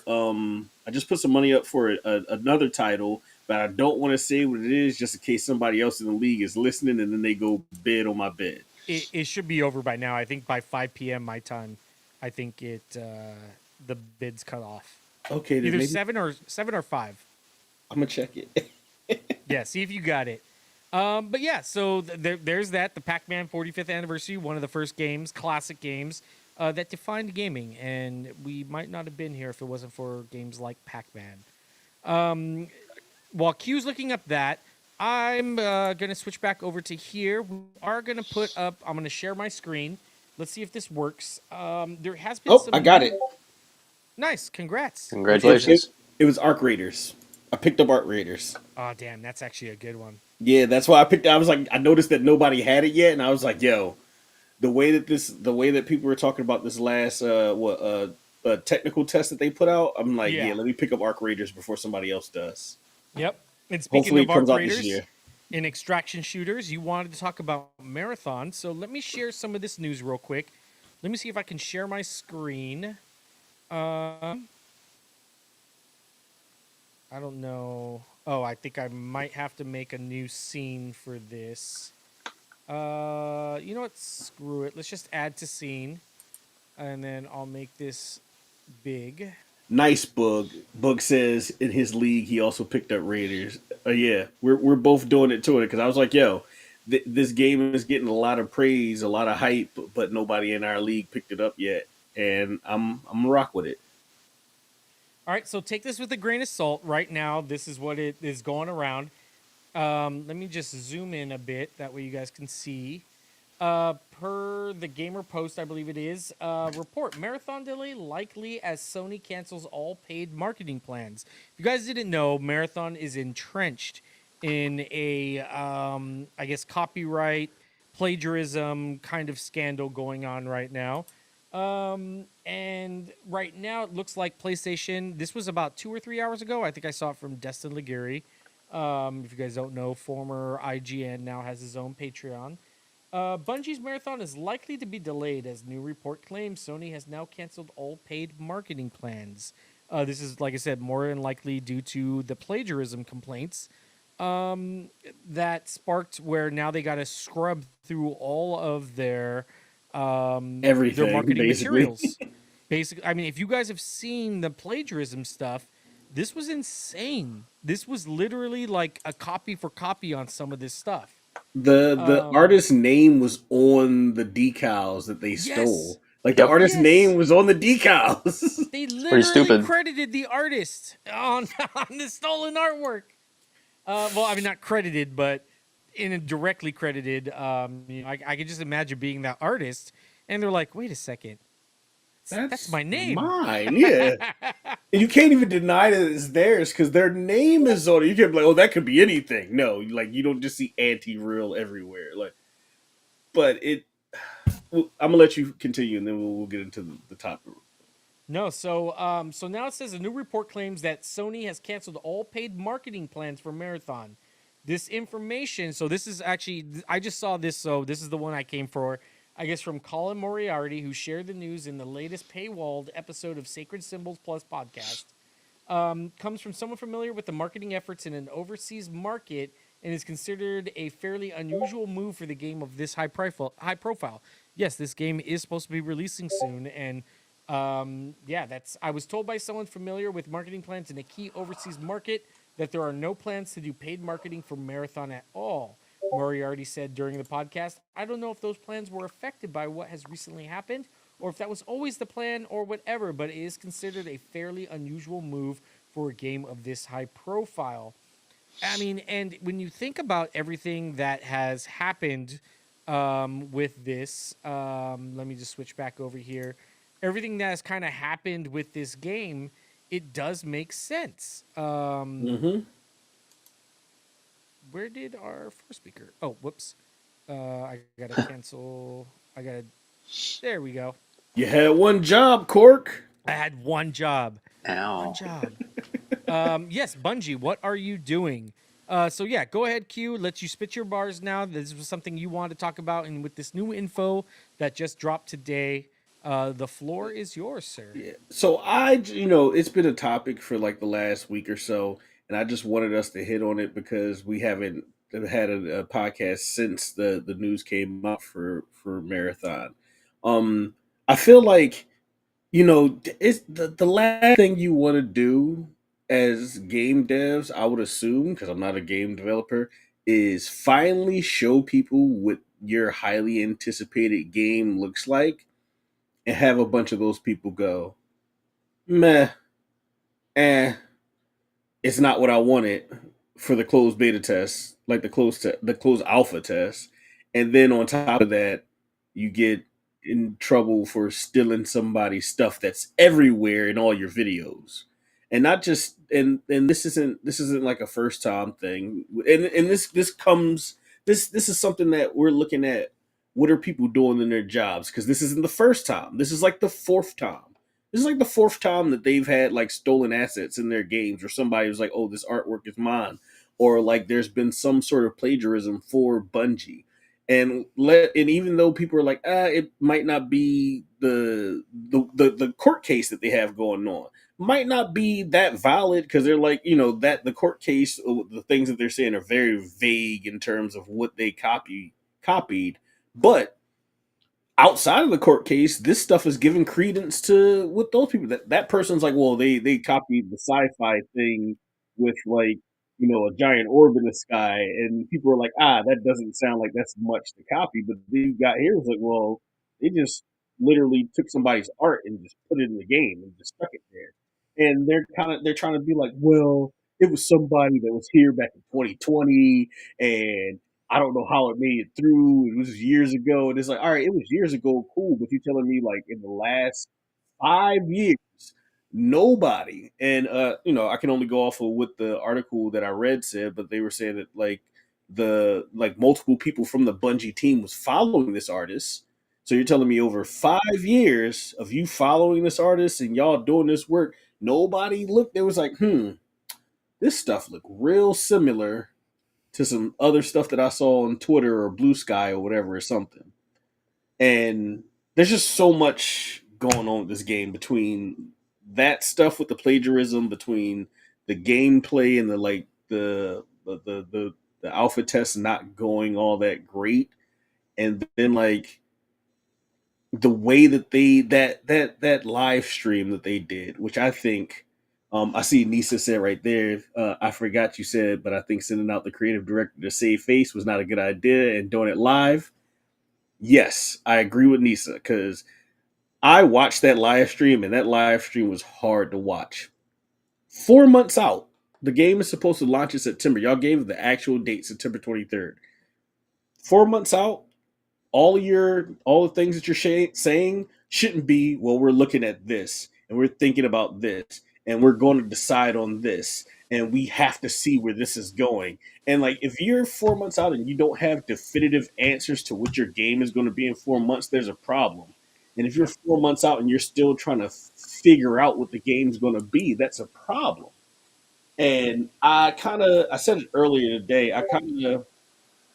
This kind of reminds me of the Halo Infinite delay, right? There was something that a lot of people were like, "This ain't working." But with Halo Infinite, it was a little different because it was the visuals. People were like, "Oh, this ain't working" when it comes to the visuals. A lot of people were saying this ain't working for Marathon, and if they do delay it, they need like a long delay. This isn't like a 2, 3, 6 month delay. This is like come out fall 2026 instead of fall 2025 delay. But even then, Yeah. it's like, what can you objectively, realistically do in that time to overcome all the bad press that's come in such a short period of time of you actually showing what your game is going to be, and people kind of meh to it. They are focusing on JRPG. Yeah, you are 100% right there, Q. Yeah, what they're doing just seems, I don't know, with all the controversy and especially when Bungie's in the position that they are in, with Destiny not doing as well as they thought it might have done, or maybe, um, maybe yeah, Destiny not being as great as what they should have been, and then with the reception from Marathon being so meh, especially when you had Arc Raiders coming out and people are like, I love this, this is so great, it just doesn't speak volumes, and now there might be a paid marketing delay. Yeah, I mean, this is gonna be something we'll have to wait and see what happens. um At least Nessa they did did go marketing ahead. before the game, because remember when Halo got delayed, they still had all like the cans and stuff. Remember when Halo delayed, like they still had like the Mountain Dew cans with the extra XP that came out, but nobody could use it because the game didn't come out yet. Yeah. I mean, Nessa did make the they did have a live stream and they put their director out there. I mean, it was bad. I don't know if you saw that stream, but they got trolled into oblivion. Plagiarism will make us gods had me crying laughing. Yeah, man. Yeah, it was kind of crazy. But I mean, who knows? WebDave, I don't know. I hit the wrong button. I think I might have muted you. Um,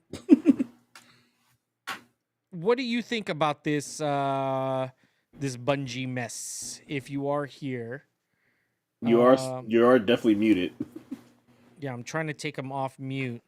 But it's saying How about unmute. now? There There you we go. go. I didn't do Yay! nothing, I promise. I didn't hit nothing. So yeah, Bungie. Um, way to go, PlayStation. What a great acquisition this was, huh? Phil Spencer said, let's not get them again. I wonder why that was. Because they're trash.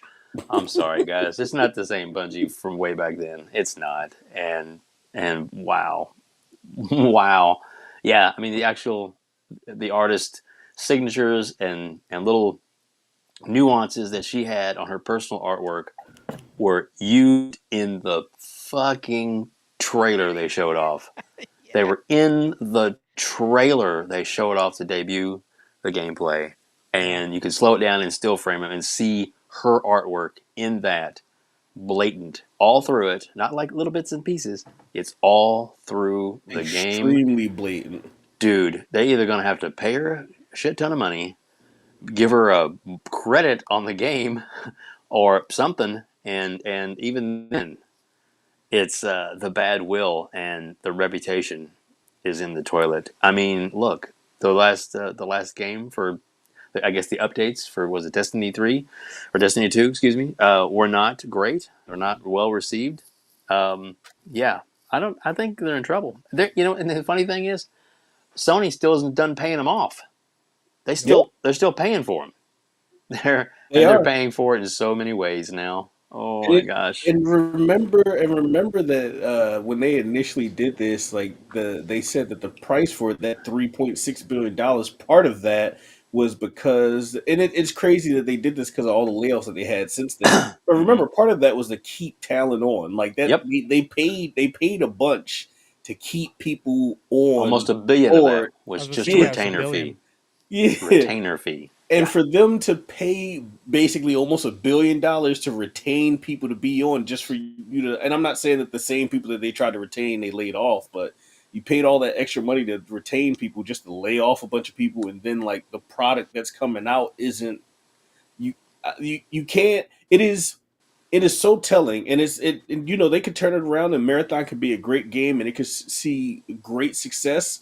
But when we're looking at Doubt it. Yeah. I'm just giving it the possibility, because I'm never somebody that wants a game to fail. So I always want every single game to see success. But at the same Yeah. time, I live Yeah. in the real world, and I know that every game isn't going to see success, but I want them to. And Concord 2.0. the thing with Marathon that really, not just for Bungie but for the whole entire like first party studio, and this like gas push from Sony, is that Bungie was supposed to be y'all ones. Bungie was who y'all were supposed to listen to be like, how do we put our gas initiative together? Bungie going to do it. They going to lead us to the promised land. They going to get us some live service games that we can continue to get revenue from. But then their next game that's coming out from the makers of Halo Mm-hmm. and Destiny, game series that have lasted. Halo is a 20-something-year-old game franchise. Destiny has been going strong, like it or not, since 2014. So Yep. over 10 years. Both of those are really high up there prestigious game franchises that Bungie put out. And people have loved, sometimes hated, Bungie for those franchises. And then they show us Marathon, and it just feels like Marathon is nowhere near the level of game that we would accept and expect from such a well-known and branded studio. Like Bungie's a Yeah. brand. People hear Bungie and they're like, "Oh, you know." And Yeah. it just, Well, Marathon's not hitting those notes that I feel like it needs to hit to be from such a prestigious studio, and to like define like live service titles going forward, because those games innovated. This game seems like they just said, well, let's take what other people are doing and do the Bungie version of it. And it's like, that might not be enough. and Yeah. that's the thing is Bungie has always been a mess. They've always been a mess. This is why Xbox, when they wanted to do But Destiny, they put out great products. they were like, Xbox was like, nah, we're just gonna keep you on Halo. And then they got Yeah. frustrated. They had to micromanage Bungie to get Halo done. And then they were like, you know what? Bungie's like, we're done. You know, they micromanaged us too much. And then Activision was like, yes, we will take you. Go ahead. Here's Destiny. You have complete freedom. Do whatever you want. They started missing deadlines. Eververse had to be created because they weren't pulling in the money they needed to continue development. They were actually hemorrhaging money. And so Eververse was created to make that that FOMO kind of paywall experience. Hey, Cork. Yo, Remember what Jim Ryan said, mm-hmm. that the Bungie acquisition was way more important and better than Microsoft's purchase of Activision Blizzard King. And theoretically, he was correct. He just didn't How? realize what a shit show Bungie was, that they couldn't because Oh, okay. I guess. yeah, for But, PlayStation, they needed live service. They still need live service. They need reoccurring revenue. And for PlayStation, yes, Bungie would have been a way more important acquisition for them to set themselves up. But Bungie can't even run their own teams. Bungie can't even get their own game. Now you're saying, I want you to work on 4 or 5 different games? Mm-hmm. You can't do that with Bungie. They are so mismanaged.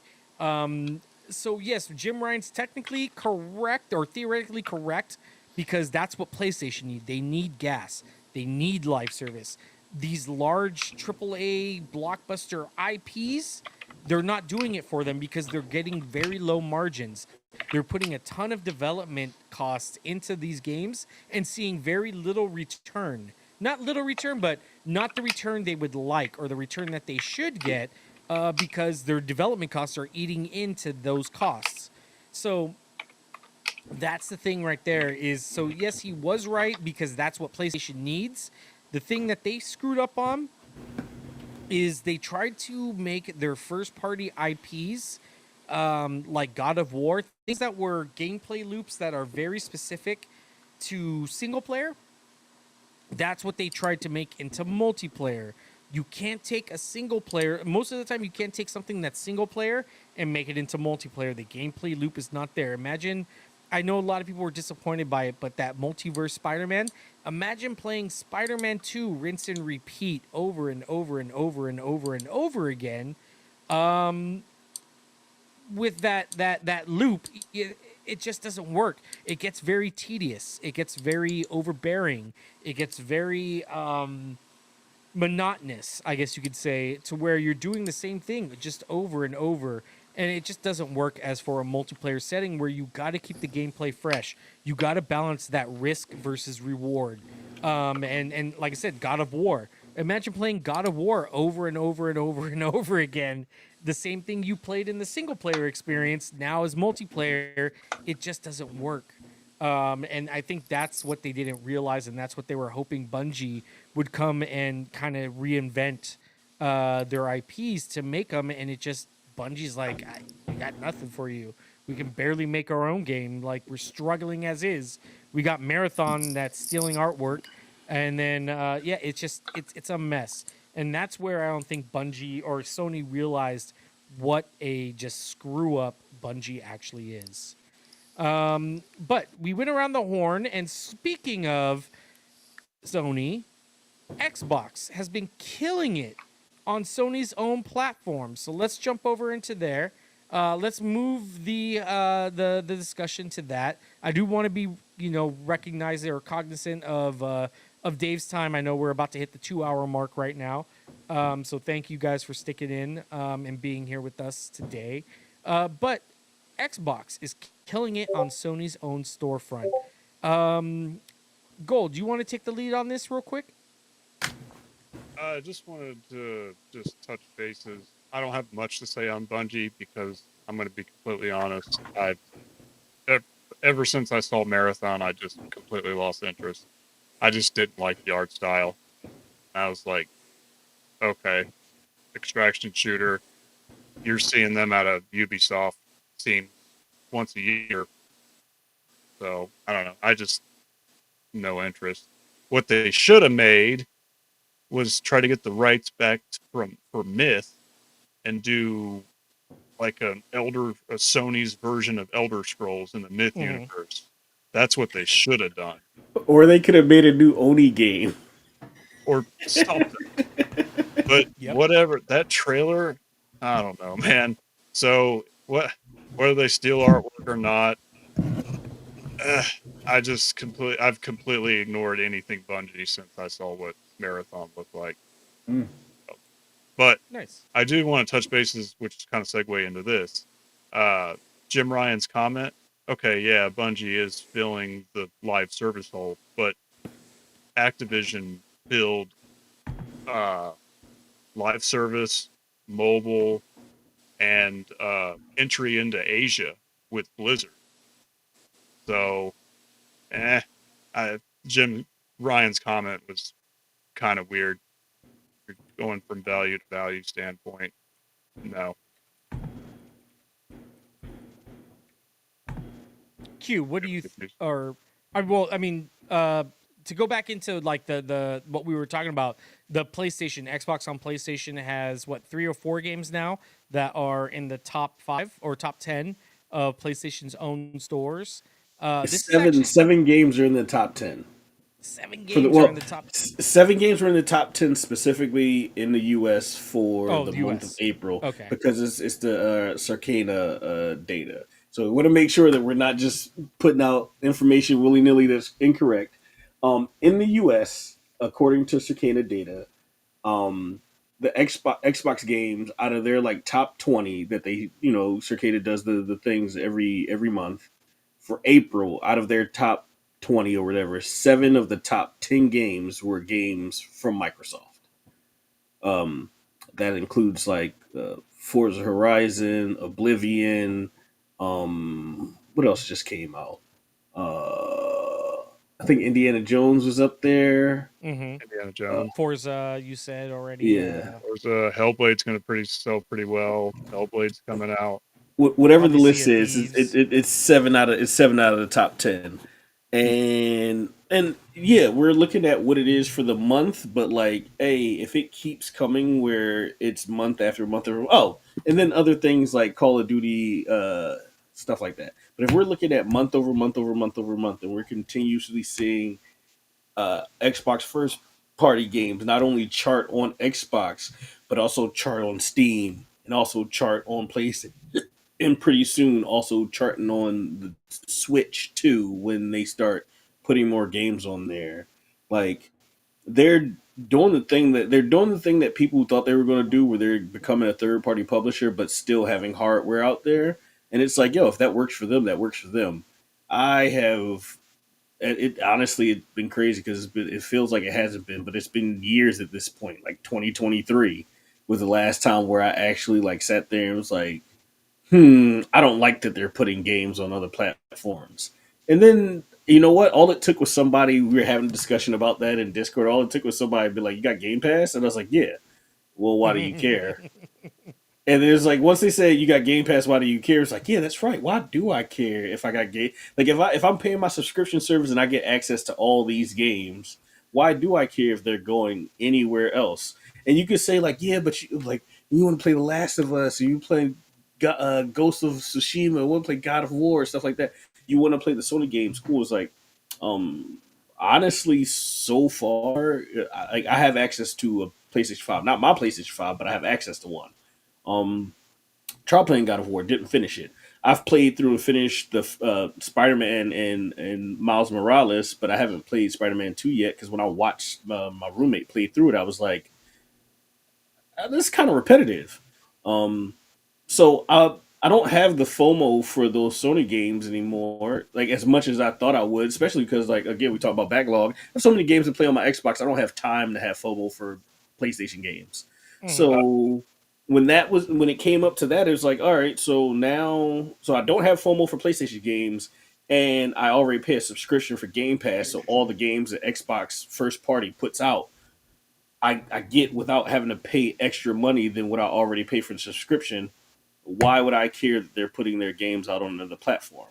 And then once they get there, it's like, oh, other people actually want to play these games. So much for Xbox has no games, because apparently people on PlayStation are like, no, we want to play these games too.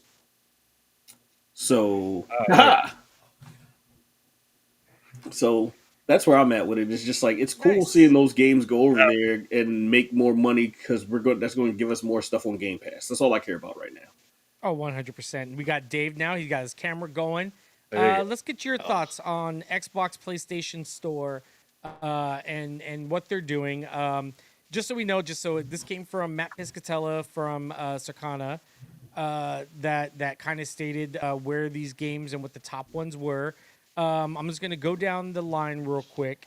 From the top 10, number 10 was PGA Tour 2K25. NBA 2K25 was 9. 8 was WWE 2K25. 7, this was a Microsoft. Call of Duty Black Ops 6. Indiana Jones and the Great Circle was number 6. 5 was Assassin's Creed Shadow. Minecraft was number 4. That is a Xbox first party. They do own Mojang. Number 3 was MLB The Show 2025. Number I jumped 2, from 6 to 3. yeah, number 2 was Horizon 5. And number 1 coming in was the Elder Scrolls for Oblivion Remastered. That's 5. So You skipped a those couple of numbers. You went from 6 to 3. no. Where's 6 4 and was 5?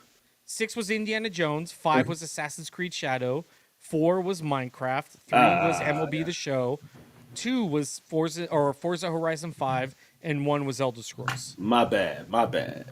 One job, Q. One job. So yeah, Dave, what do you think with Xbox moving into these PlayStation storefronts?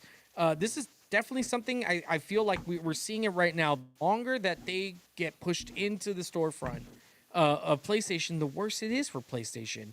People will sit there and they'll point, well, they get 30% of that, but that's just maintenance costs. That's Right. not necessarily anything like riveting for the game that, or for the money that they could make putting their own games on their own storefront. They're only seeing 30%, while Microsoft still makes 70%. What are your thoughts? Can you hear me? Yes, Yep. sir.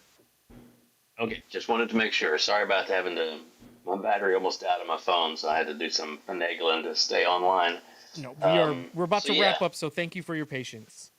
Oh, Yeah. dude, it's all good. Sorry about having to do all this behind the scenes stuff. But yeah, so let's just be clear.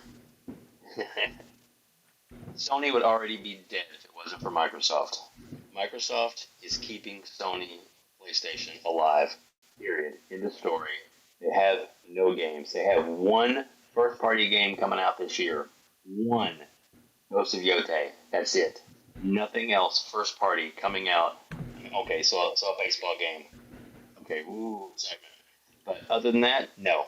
Nothing first-party coming out for Dead PlayStation this Stranding year. 2 is being It's published by not them. first That party. kind of it's It's being not first published party. by them. No, That kind it's of not. counts. It's not first Both party. both Xbox, PlayStation, actually all three, all Xbox, PlayStation, and Nintendo all count. If we publish it, it's first party. It's not first party. Sorry, dude. It's not made by them themselves. Not made by their studio. And you know what? It's also coming to Xbox next year. Bet. Just saying. Or It's day coming. one. You wait. Or day one. Who knows? Exactly. Exactly. So yeah. So I'm just saying, man. PlayStation is doomed without Microsoft, and Microsoft knows it. That's why they're making all the money. That's why they're now the number one company in the world for profits, beating Tesla, beating Apple. The numbers are right there, man. It's all in black and white, and you can't argue with the finances. Everybody's talking about how Phil's a traitor, Phil's this, Phil's that, Phil needs to be fired. Bullshit. Phil is a god, and he made this happen. And if it wasn't for this, we wouldn't be where and all the things that are coming, dude, it's not about console sales because console sales aren't exactly the numbers they're touting. That's consoles shipped, not sold. Yep. So Sold in active units. users, exactly. And if you think of that, their quote unquote game of the year last year was already surpassed by other games out this year. I mean, let's face it, man. That's the whole Achilles thing. That's a different story altogether. But I digress. Let's just see where they're at this year. Publisher of the year? I'm thinking it's going to be Microsoft. But maybe that's just me. And like I said, man, Sony, they are nothing without Microsoft right now. That's my Oblivion opinion. Remaster sold more in like a month than it did in 15 months when it originally came out. That is insane in itself. Yep, agreed. Agreed. And who gets that money? Yeah. Yep. Yep. Let All all the right. other platforms subsidize my Game Pass. I'm And with it. the final note, that's the that's why Bethesda and Activision were definitely more worth it than Bungie. Because you're Yeah. seeing what their Microsoft's making on other platforms. And they're not done yet. They're Mm-hmm. not done buying yet. And now Where? the gates and chains are off, man. They have the case is closed. FTC, nothing. It's all dismissed. Everything Exactly. else is behind them, and they can do whatever they want. There may be some more I'm surprise announcements coming up I'm in the perfectly weeks. fine with them Just being saying. done for a while when it comes to owning more studios. Personally, I'm like, yo, they Well, got hey, they can they buy got a more lot. studios. They don't need more I, publishers, but they yeah. definitely need to I lock think down some of those studios that have been working with them. In my I opinion. think I think they're done with Like a studios. I Sobo. think they're going to move into IPs. And I think that's where they'll kind of spend their focus. I think Microsoft as a company, they're going to look at more acquisitions or start moving more towards maybe fabrication. We've talked about it on your show, WebDave, with Hargeet, that they're thinking about maybe moving into fabrication or maybe something that's more AI related, things like that. But for Xbox, I think they're going to look at IPs moving forward. Well, I think that does it for our show. I know Web Dave, he's on his tablet now. I'm all good. I appreciate you sticking with us and working through the difficulties that is EV Mux. We And it's all on appreciate my you end, man. being It's not here. you. It's all good. No, it's Evie Mux's little mess up. But I appreciate you being here. I appreciate you being a trooper. Yes, sir. And yeah, Appreciate man, just absolutely loved having you here. Let's get everybody out. We'll start off. We'll start off with you. WebDave, spit your bars. Where can people find you on social media? Where can people find your podcasts? And anything else you want to bring up or anything you want to kind of let the people know about yourself and your channel. Well, on YouTube, you can either search WebDave, WBDAVE, or you can search Outbreak Gamers. Either one at Outbreak Gamers will pull us up on YouTube, and then of course Mhm. we're on we're or we go everywhere. And then our show is once a week for the daily show, which you've been on several times, which I greatly appreciate that. Hopefully, we're going to get some of your panel members as guests on our show in the future as well. I'd love to have them both on. Hey, I'm So down. yeah, that would be awesome. There you go. That would be awesome. The show tomorrow night is going to be a big one. We just locked down. Gaz is going to be on. Me, Hargeet, and BTK Blam. We're going to be on tomorrow night. So it's going to be a good show tomorrow night. You definitely want to check that out.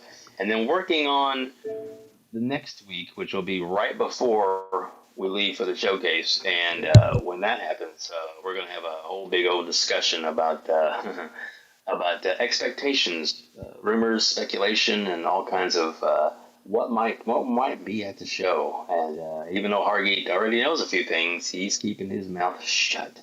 But that's okay. We're still going to have a lot of fun and can speculate and can torture. I mean, have fun with him all the way. So anyway, dude, thank you so much for having me on. It's been an absolute pleasure, and I love what you do here. Your panel is fantastic, and you guys Thank are you, sir. great, and I really do mean that.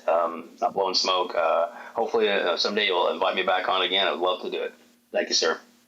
Anytime, brother. Yes, we will be tuning in. You guys can actually find all of his links down in the YouTube video. I will have those there. They should already be there as we went live.